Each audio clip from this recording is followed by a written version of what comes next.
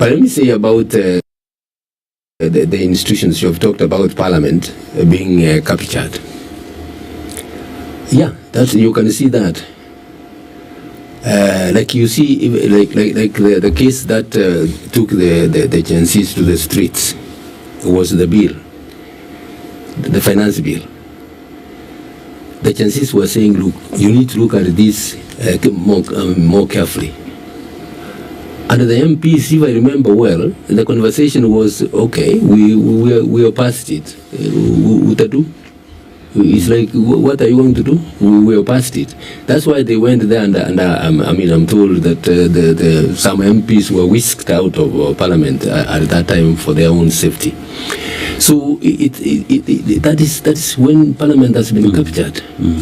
If Parliament were acting on its own, independently, without any interference, they would perhaps have passed the finance bill with amendments, take into account the issues that the Gen Zs were raising, and we would not have gotten into that situation.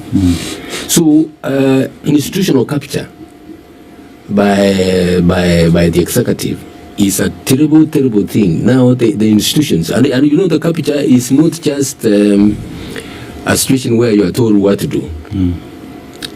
You are given a mandate, then you're starved of funds, and you can't be able to discharge that. When you say, look, I don't have money, I do this, sometimes somebody doesn't even have to tell you, look, listen to what I'm saying first before I can give you money. But you can read it on their faces. If you want me to use that expression of reading on their faces, you can hear what the conversation is out here.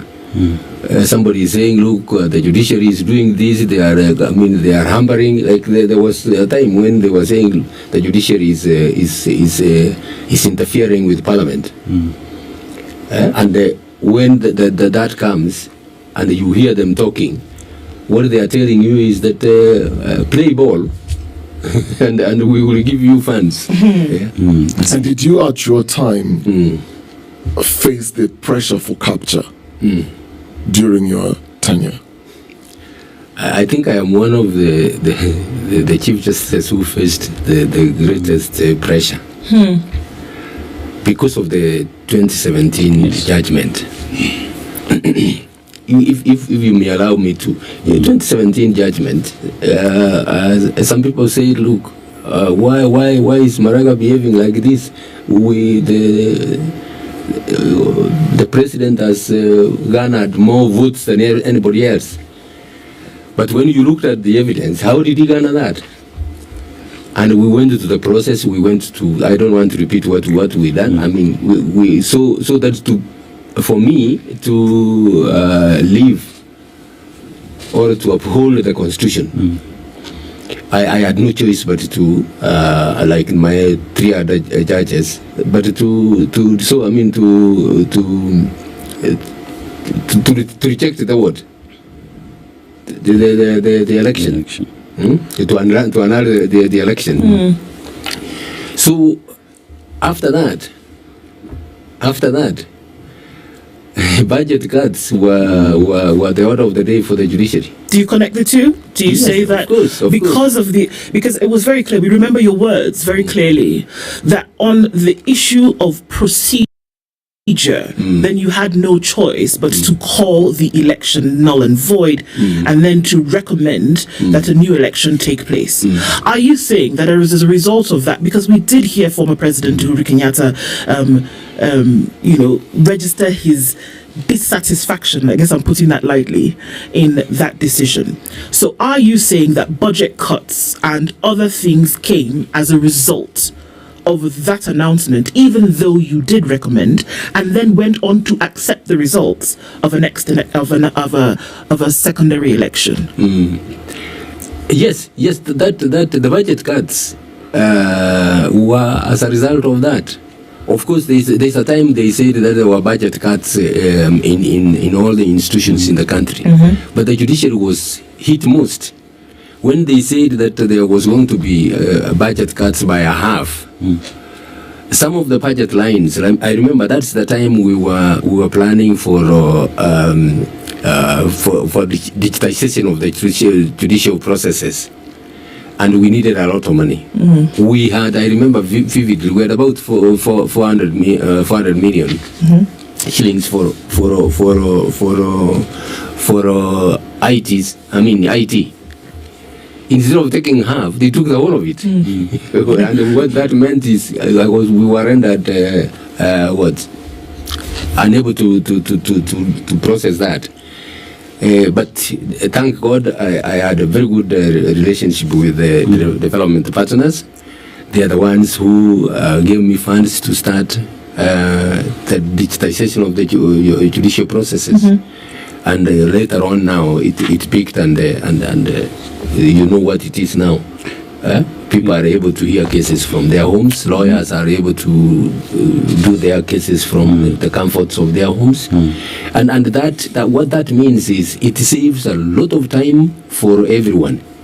And it's a process. In fact, some lawyers have told me that, CJ, if there is anything as far as they are concerned that I did that was wonderful for them, is that process of having now using IT, and now they are able to do cases virtually. So CJ, if you look at in terms of constitutionalism and rule of law, one would go back, say, to the 2017 decision that was made, and you remember the statement that came out after that was, we shall revisit. And the revisiting that happened was the budget cuts that you're talking about right now. But forward to that, you now see court orders not being respected by the highest office in land. You look at even in the current dispensation, the way court orders are not being respected by the leadership. Talk about police officers, the deputy IG being summoned 7 times and still not showing up, and it's still continuing even as we speak today. So in terms of resetting the country and the citizenry to respect the rule of law, what kind of president has the leadership in terms of disrespecting court orders done to the country and to the citizenry? Thank you. I think the first thing what he has done is actually to delegitimize himself. You can't call people to obey the law which you are yourself disobeying. Talk of the double standards. And you know what that means is that, as I said, that brings in impunity. And the impunity, supposing you are asked to say vacate this office, there's a court order for you to vacate this office because it belongs to somebody else, and you refuse. That somebody will come here with a gun. And what are you talking about? It is going to lead to lawlessness. So the disregard of court orders, not only court orders, and even several provisions of the Constitution and the Acts, is a very, very sad state of affairs in our country. Very, very sad state of affairs. And you know, by the way, because it is being done from the top echelons of the administration, it is being done right into the village. It is being done right into the village. I was talking to somebody yesterday, and he says, look, I bought a piece of land.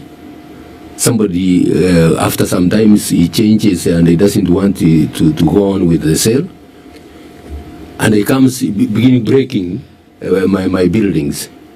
When I complain, he says, look, where are you going to take me? I know the police. I know the police. You can go and report to the police, and we will see what is done. And sure enough, he said he reported, but nothing has been done for several months.